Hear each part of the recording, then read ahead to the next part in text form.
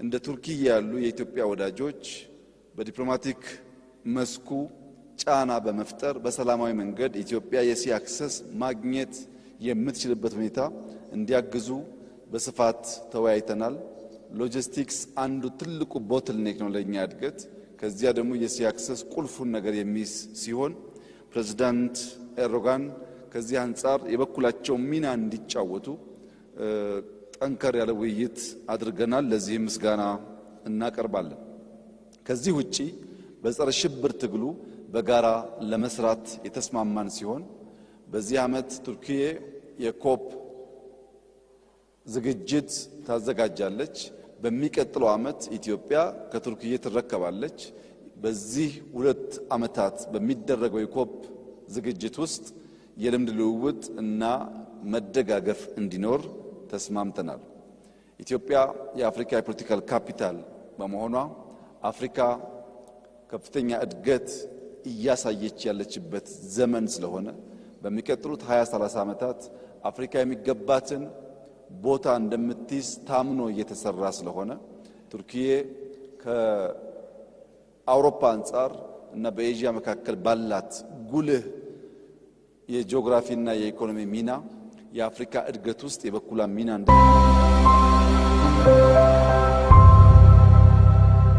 በነበረን ቆይታ ኢትዮጵያን መጥተው እንዲጎበኙ ያቀረብኩላቸውን ግብዣ ተከትለው ዛሬ ኦፊሻል ጉብኝት በኢትዮጵያ ለማድረግ ስለመጡ ያለኝን አክብሮትና ደስታ ልገልጽላቸው ፈልጋለሁ።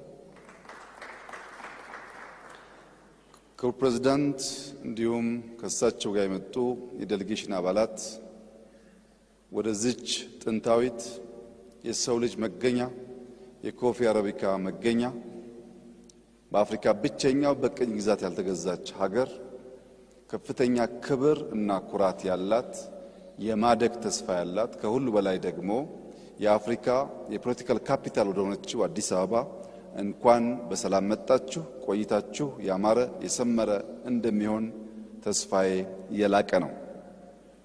ዛሬ በነበረን የሁለትዮሽ ግንኙነትና ንግግር በአንዳንድ ወሳኝ ጉዳዮች ላይ ከፕሬዝዳንት ጋር ተግባብተናል። አንደኛው በኢትዮጵያና በቱርክ መካከል የሚደረገው የንግድ ልውውጥ ቢያንስ $1 ቢሊዮን መሙላት እንዲችልና ከዚያም በላይ ማደግ እንዲችል በሁለቱም መንግስታት ታቅዶ እንዲሰራበት እንዲሁም የቢዝነስ ሴክተሮች ዳይቨርሲፋይ እንዲደረጉና በሁለታችን መካከል ያለው የንግድ ልውውጥ እንዲያድግ ከስም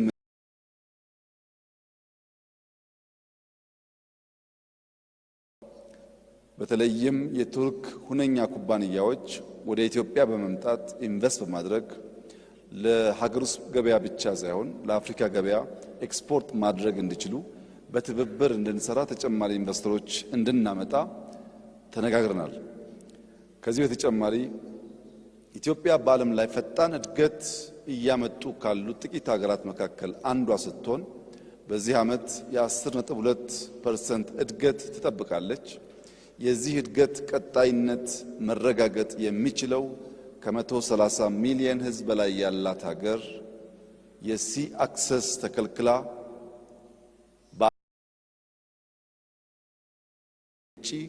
በጠላቶቻችን ደባ ለረጅም ጊዜ የጂኦግራፊ እስረኛ ሆና እንድትቆይ መደረጉ ትክክል አለመሆኑንና እንደ ቱርኪ ያሉ የኢትዮጵያ ወዳጆች በዲፕሎማቲክ መስኩ ጫና በመፍጠር በሰላማዊ መንገድ ኢትዮጵያ የሲ አክሰስ ማግኘት የምትችልበት ሁኔታ እንዲያግዙ በስፋት ተወያይተናል። ሎጂስቲክስ አንዱ ትልቁ ቦትልኔክ ነው ለኛ እድገት። ከዚያ ደግሞ የሲ አክሰስ ቁልፉን ነገር የሚይዝ ሲሆን ፕሬዝዳንት ኤርዶጋን ከዚህ አንጻር የበኩላቸው ሚና እንዲጫወቱ ጠንከር ያለ ውይይት አድርገናል። ለዚህ ምስጋና እናቀርባለን። ከዚህ ውጪ በጸረ ሽብር ትግሉ በጋራ ለመስራት የተስማማን ሲሆን በዚህ ዓመት ቱርኪዬ የኮፕ ዝግጅት ታዘጋጃለች። በሚቀጥለው ዓመት ኢትዮጵያ ከቱርኪዬ ትረከባለች። በዚህ 2 ዓመታት በሚደረገው የኮፕ ዝግጅት ውስጥ የልምድ ልውውጥ እና መደጋገፍ እንዲኖር ተስማምተናል። ኢትዮጵያ የአፍሪካ የፖለቲካል ካፒታል በመሆኗ አፍሪካ ከፍተኛ እድገት እያሳየች ያለችበት ዘመን ስለሆነ በሚቀጥሉት 20-30 ዓመታት አፍሪካ የሚገባትን ቦታ እንደምትይዝ ታምኖ እየተሰራ ስለሆነ ቱርኪዬ ከአውሮፓ አንጻር እና በኤዥያ መካከል ባላት ጉልህ የጂኦግራፊና የኢኮኖሚ ሚና የአፍሪካ እድገት ውስጥ የበኩሏን ሚና እንድትጫወት ብዙ ውይይት አድርገናል፣ ተግባብተናል።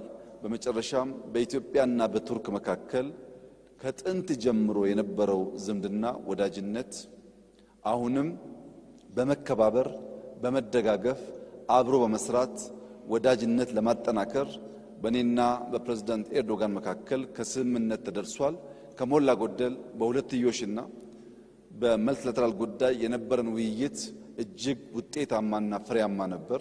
ፕሬዝዳንት ጣይብ ኤርዶጋን ይህንን ሪጅን በደንብ የሚገነዘቡ በዚህ ሪጅን ውስጥ ኢትዮጵያ አንከር ሀገር መሆኗንና ሚናዋ መወጣት እንዳለባት የሚያምኑ በመሆናቸው ንግግራችን እጅግ የተዋጣ ነበር ማለት ይቻላል። ለነበረን ቆይታ ላሎት ኮሚትመንት ኢትዮጵያ እንዲሁም እኔም ከፍተኛ ምስጋና ላቀርብ ፈልጋለሁ። እንኳን በሰላም መጡ። ቆይታው ያማረ የሰመረ እንዲሆን እመኛለሁ። አመሰግናለሁ። እንደ ቱርኪ ያሉ የኢትዮጵያ ወዳጆች በዲፕሎማቲክ መስኩ ጫና በመፍጠር በሰላማዊ መንገድ ኢትዮጵያ የሲ አክሰስ ማግኘት የምትችልበት ሁኔታ እንዲያግዙ በስፋት ተወያይተናል። ሎጂስቲክስ አንዱ ትልቁ ቦትልኔክ ነው ለኛ እድገት። ከዚያ ደግሞ የሲ አክሰስ ቁልፉን ነገር የሚይዝ ሲሆን ፕሬዝዳንት ኤርዶጋን ከዚህ አንጻር የበኩላቸው ሚና እንዲጫወቱ ጠንከር ያለ ውይይት አድርገናል። ለዚህም ምስጋና እናቀርባለን። ከዚህ ውጪ በጸረ ሽብር ትግሉ በጋራ ለመስራት የተስማማን ሲሆን በዚህ ዓመት ቱርኪዬ የኮፕ ዝግጅት ታዘጋጃለች። በሚቀጥለው ዓመት ኢትዮጵያ ከቱርኪዬ ትረከባለች። በዚህ 2 ዓመታት በሚደረገው የኮፕ ዝግጅት ውስጥ የልምድ ልውውጥ እና መደጋገፍ እንዲኖር ተስማምተናል።